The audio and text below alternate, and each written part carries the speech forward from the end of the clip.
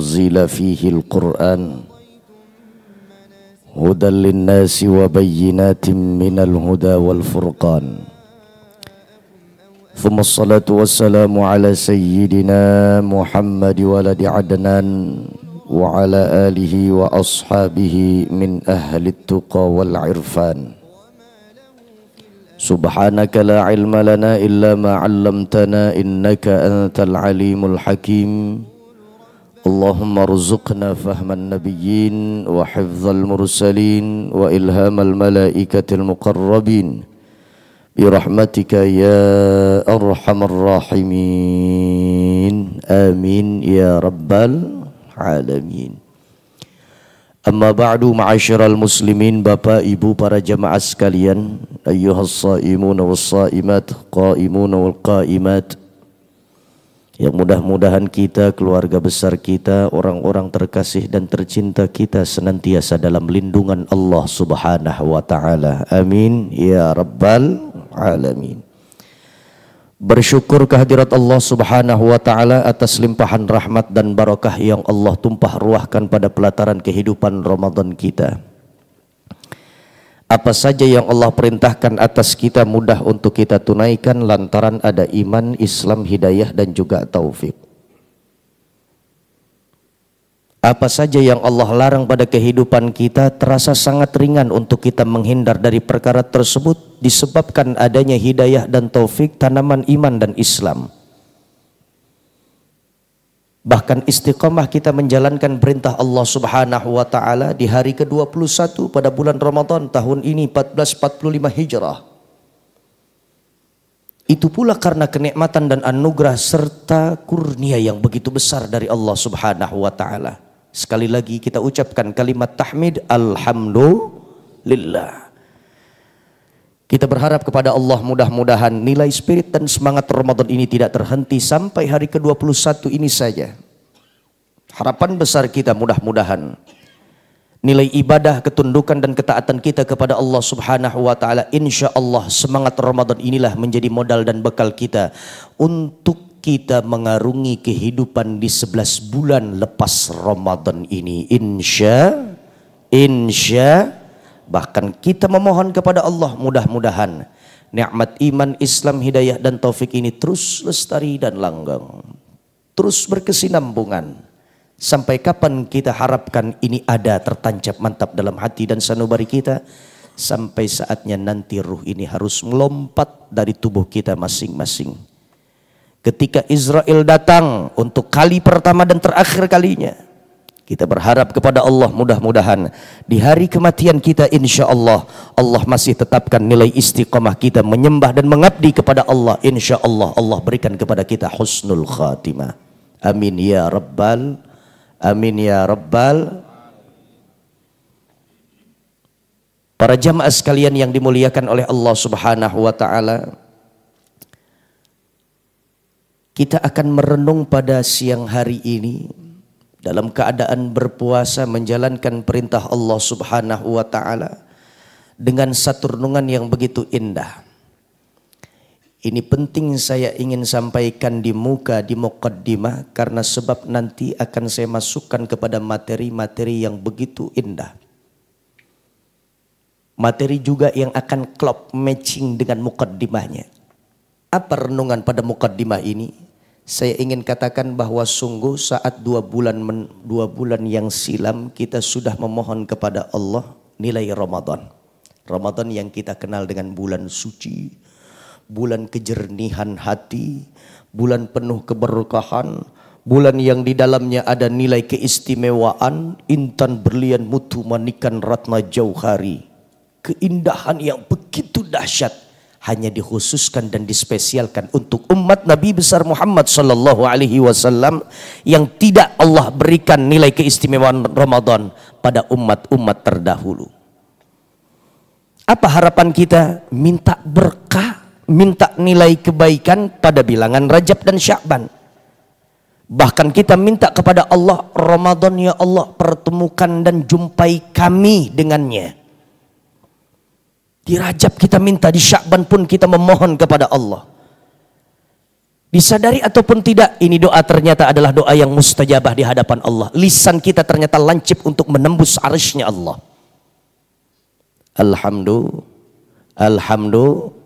Bahkan sampai saat ini usia kita hari ke-21 Pak, pada bulan Ramadan, Masya Allah. Gimana nggak sayang Allah kepada kita. Rajab selesai dan usai, Sya'ban pun sempurna lengkap bilangannya sudah kita lalui. Bahkan hari ini sudah kita memasuki 10 di ujung Ramadan. Kalau memang pecahan pada satu bulan Ramadan ini dipecah menjadi 3 fase. 10 awal, 10 pertengahan, 10 akhir. Paling buncit, paling bontot, paling penghujung dia. Usia kita sudah masuk hari ke-21. Yang ingin kita renungi adalah jangan sampai kita menjadi manusia-manusia yang pandai meminta kepada Allah akan nilai Ramadan yang begitu indah, tapi nggak cerdas kita memaksimalkan nilai ibadah di dalamnya. Itu yang pertama. Yang kita khawatirkan sebenarnya adalah kalau saja Allah Subhanahu wa Ta'ala senantiasa melihat kita. Potret masyarakat Muslim di Jakarta, Pak. Pada kemana ini jamaah? Saya panggil nggak ada yang nyautin. Kalau dipanggil nyaut Pak, insya Allah banyak duitnya. Tuh aminnya kenceng. Dipanggil nggak ada yang nyautin. Bu, ibunya jauh sih ya. Saya ingin komunikasi juga dengan yang ibu. Pak, jamaah, alhamdulillah. Yang kita khawatir begini, nanti Allah persaksikan kepada kita. Anda ini setiap tahun minta Allahumma barik lana fi Rajab wa Sya'ban wa ballighna Ramadan. Minta panjang umur, usianya berkah Rajab dan Sya'ban. Sampai minta berkali-kali setiap tahun ada Ramadan, kau ingin jumpai lagi dengan Ramadan. Tapi bertahun-tahun pula aku berikan engkau Ramadan, tapi kau enggak pantas untuk menjadi tetamu Ramadan yang baik dan benar.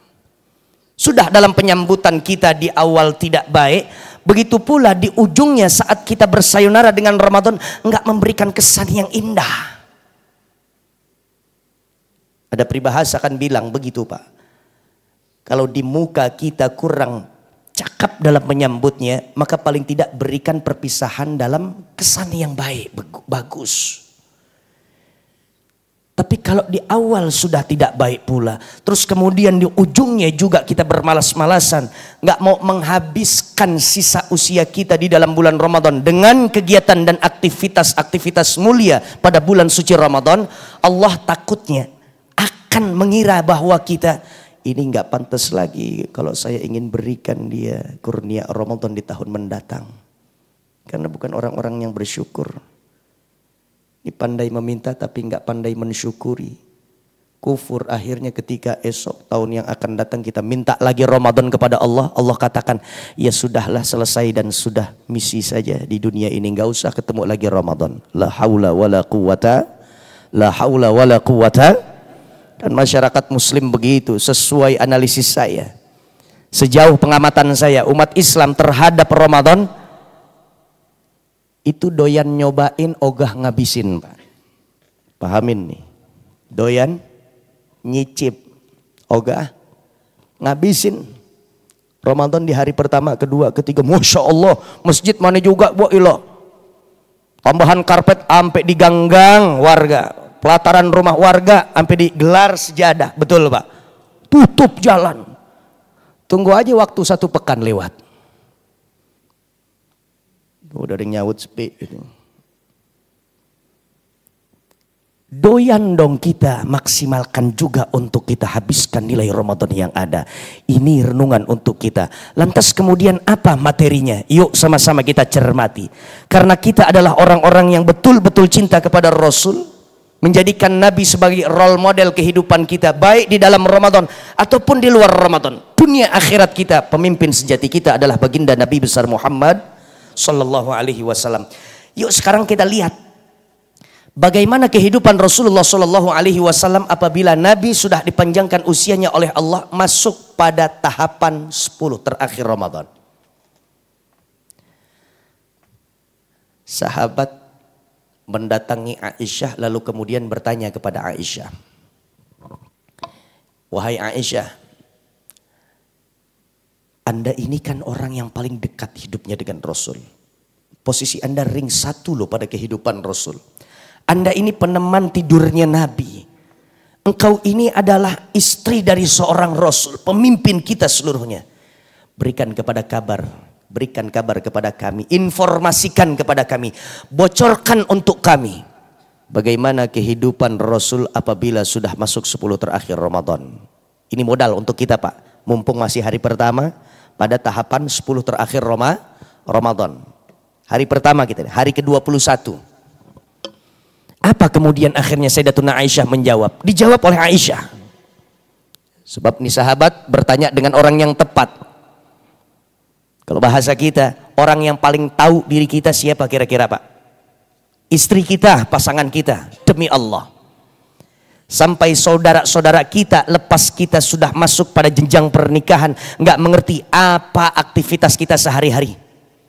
Bagaimana perubahan sifat dan karakter serta tabiat kita. Yang paling tahu sifat, karakter, tabiat, pembawaan diri kita adalah pasangan kita. Siapa yang paling mengerti tentang istri kita? Ya kita, pasangan. Ini sahabat bertanya kepada Sayyidatuna Aisyah yang betul-betul mengerti tentang luar dan dalamannya Rasulullah Shallallahu Alaihi Wasallam. Akhirnya sahabat bertanya demikian, dijawablah oleh Sayyidatuna Aisyah. Apa kata Sayyidatuna Aisyah? Karena Nabi Sallallahu Alaihi Wasallam adalah baginda Nabi besar Muhammad Sallallahu Alaihi Wasallam. Idza dakhala al-ashrul awakhir min Ramadan, apabila Rasul dipanjangkan usianya, diberikan kesempatan oleh Allah Subhanahu wa taala umurnya mencicipi setiap nilai-nilai yang terbaik pada Ramadan, yaitu pada penghujungnya. Lihat, Ramadan ada nilai yang paling istimewa, yaitu pada penghujungnya. Ada 3 amalan kata Sayyidatuna Aisyah. Ada 3 amalan yang dilakukan oleh Rasul. Apa dia? Karena Nabi syadda mi'zarahu. Adalah baginda Rasul 10 terakhir Ramadan dia masuki usianya. Rasul senantiasa mengencangkan ikat pinggang beliau. Tentunya ini adalah makna-makna yang bukan hakiki, Pak. Kalau kita fahami ini dengan makna hakiki, kita akan terjebak pada pemahaman yang salah. Nabi mengencangkan ikat pinggang beliau. Nanti kita akan bertanya, kita eksplorasi pada alam benak dan pikiran kita. Lantas pabrik pertama pembuat gesper zaman Rasul yang mana ya? Betul, Pak. Apakah udah ada gesper? Sebab Nabi katakan, Sayyidatuna Aisyah mengatakan, Rasul mengencangkan ikat pinggang beliau. Betul ya, Pak? Gesper yang mana? Pertama kali keluar produknya produk mana? Pabriknya namanya apa? Tidak, ini maknanya adalah kiasi, majazi.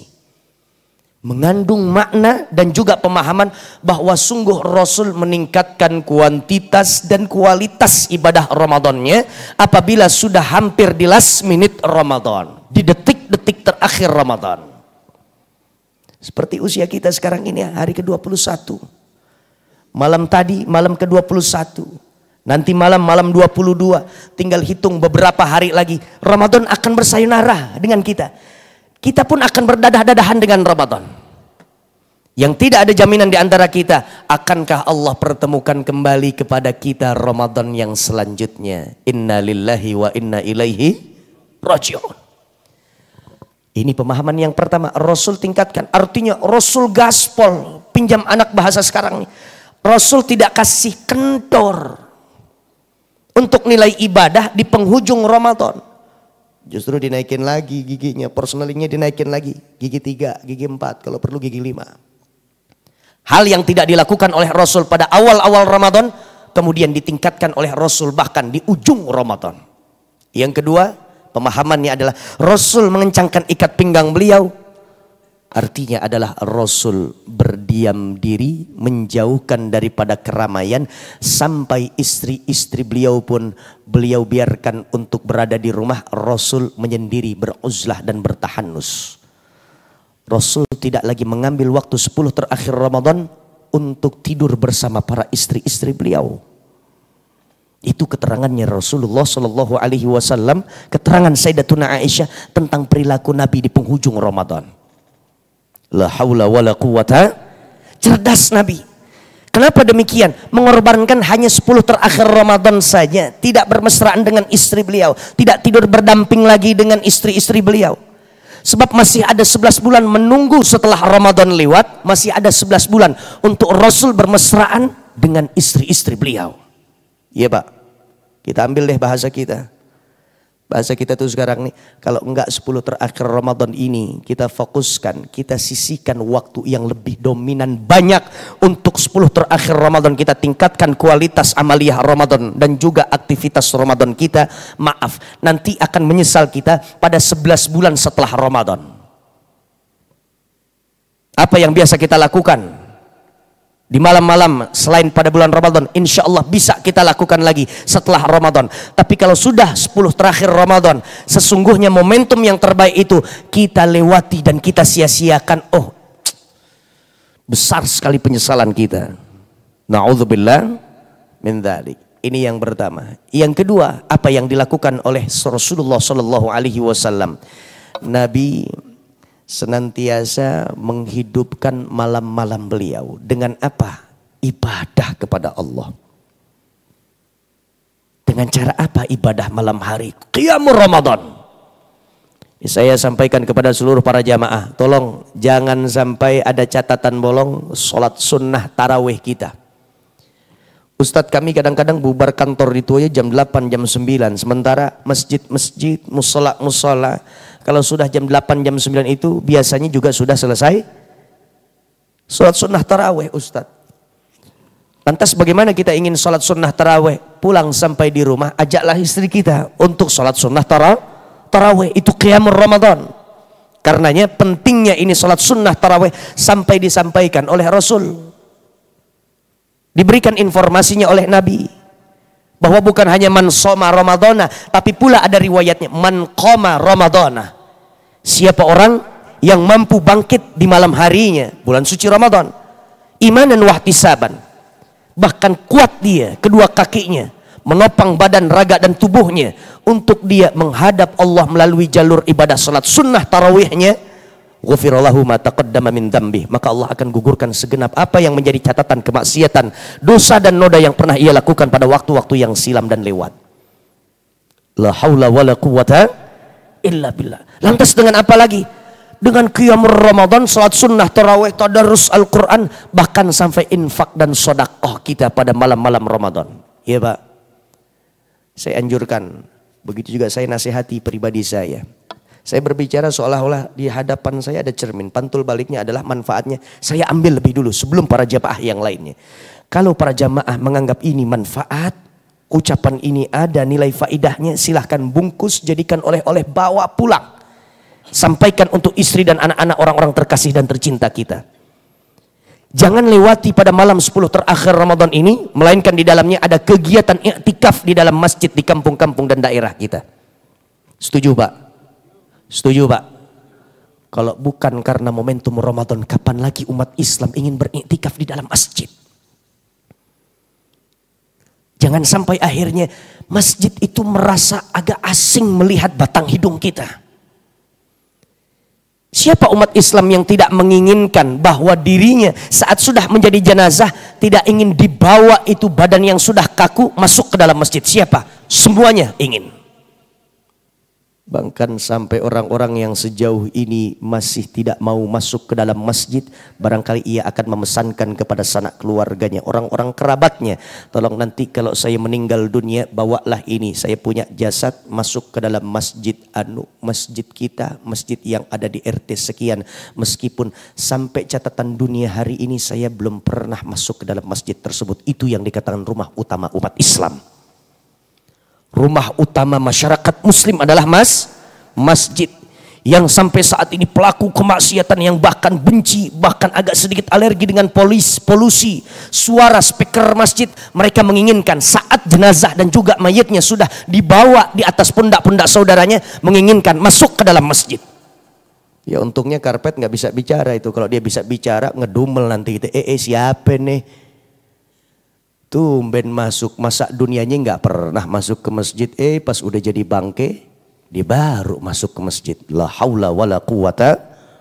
Ayo iktikaf. Kalau bukan momentum Ramadan, sulit agaknya kita menyisihkan waktu untuk kita iktikaf di dalam masjid-masjid kita.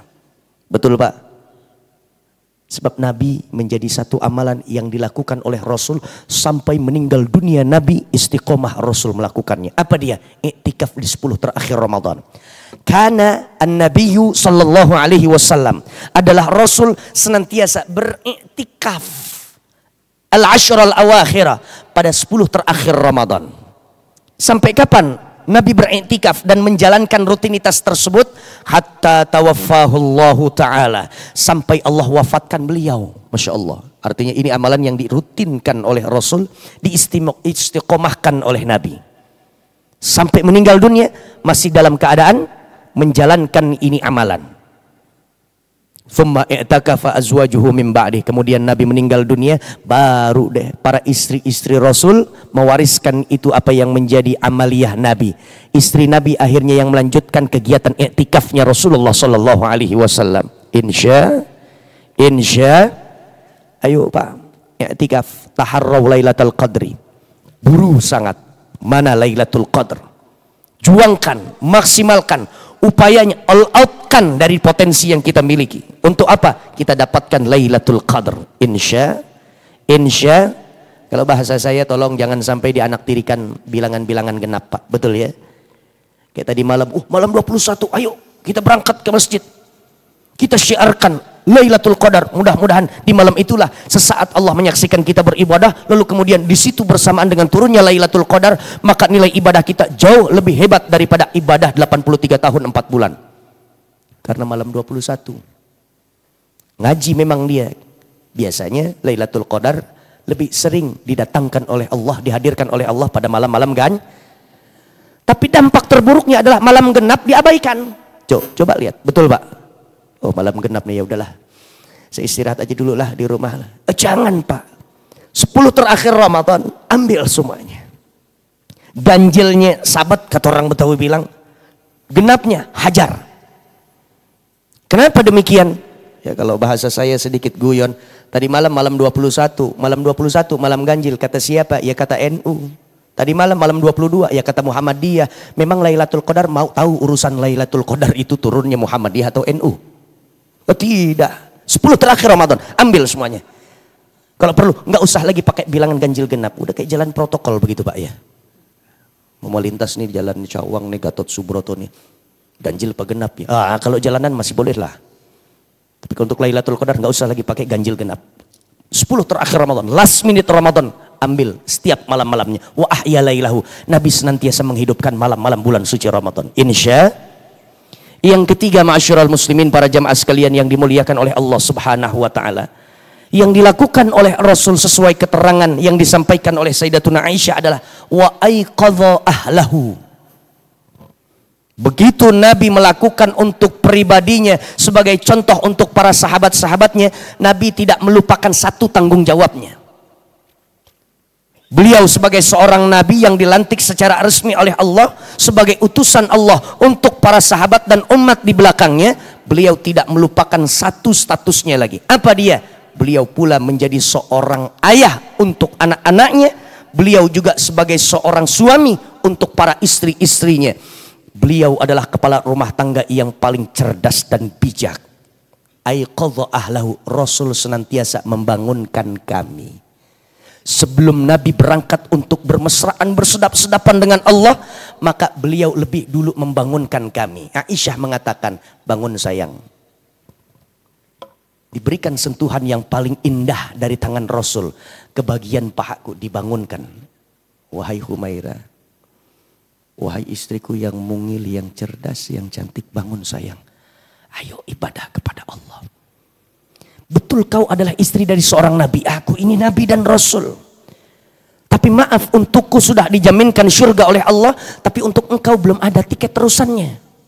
Lihat Pak, bagaimana rasa tanggung jawab Rasulullah SAW yang juga sebagai seorang suami yang memiliki tanggung jawab atas kehidupan dunia dan akhirat istrinya. Bangun sayang, ayo bangkit, qiyam Ramadan, tahajud. Apa yang kau inginkan dunia sampai akhirat, minta dan mohonkan kepada Allah. Salat hajat silahkan. Seolah-olah Nabi ingin sampaikan begini, sebab saya nggak menginginkan ada potret masyarakat yang ada Dan diabadikan di dalam Al-Quran, istri dari seorang nabi tidak bersama sang suami menikmati syurga.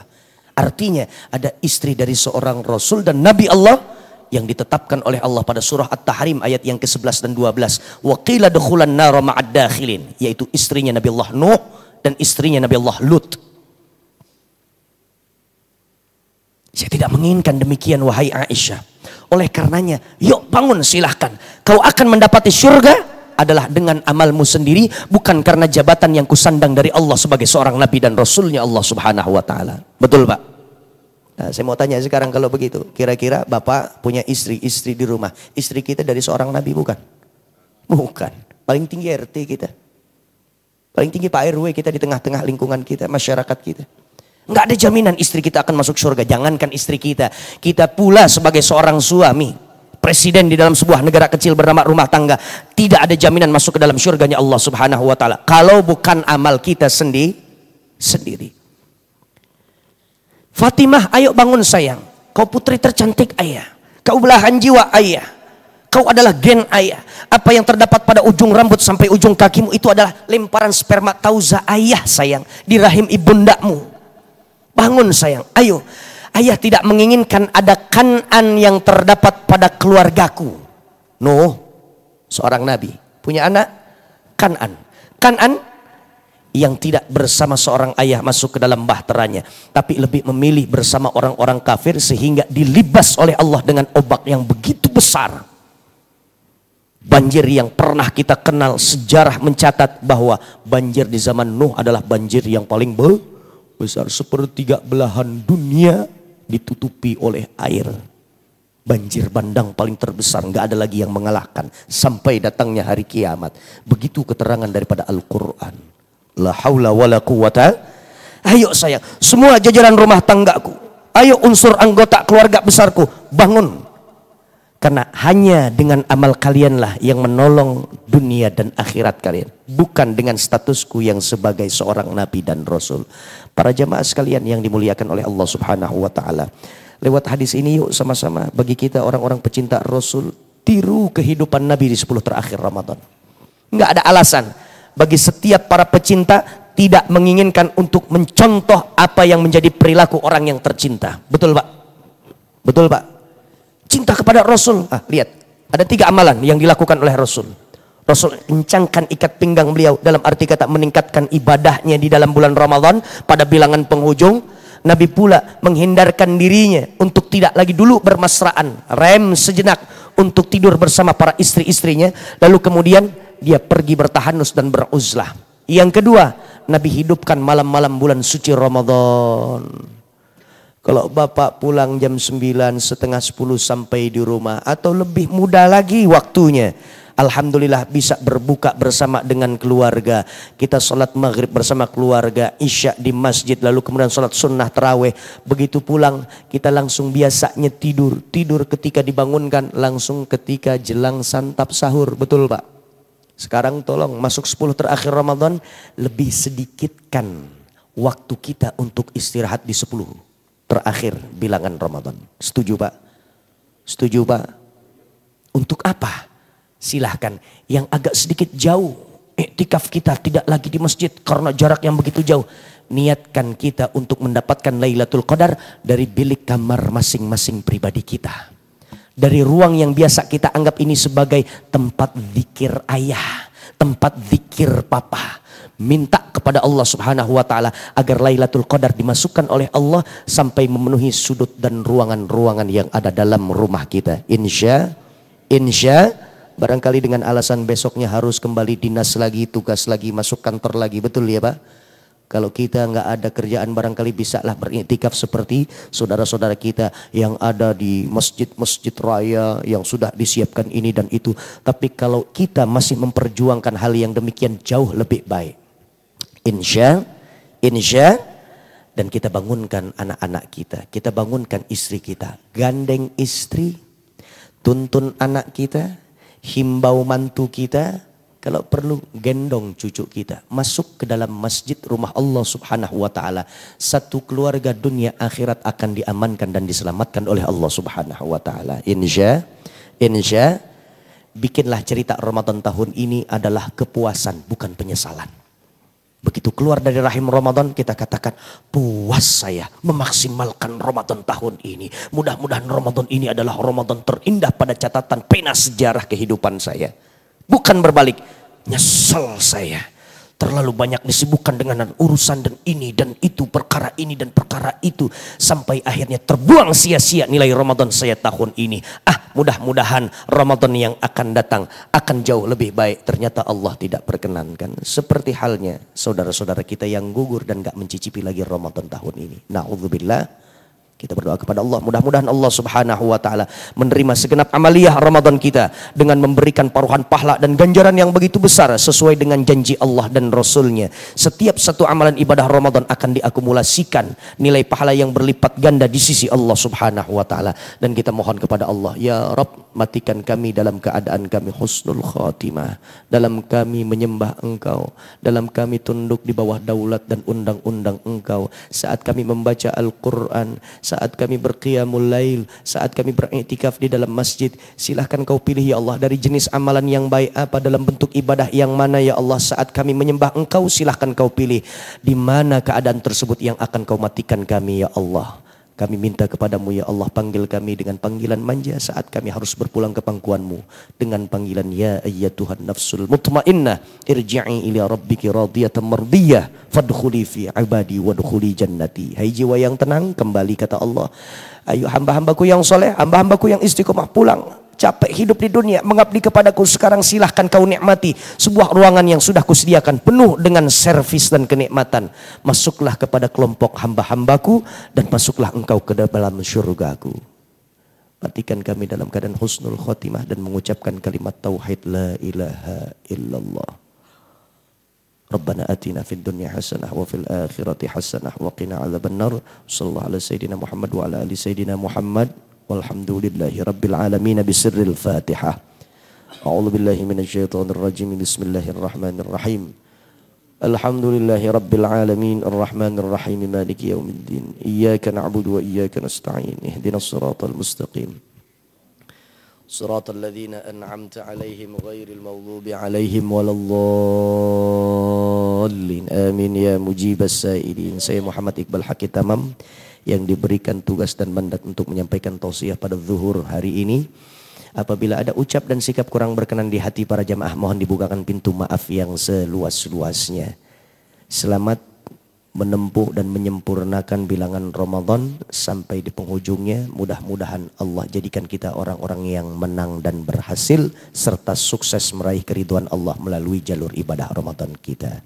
Assalamualaikum warahmatullahi wabarakatuh.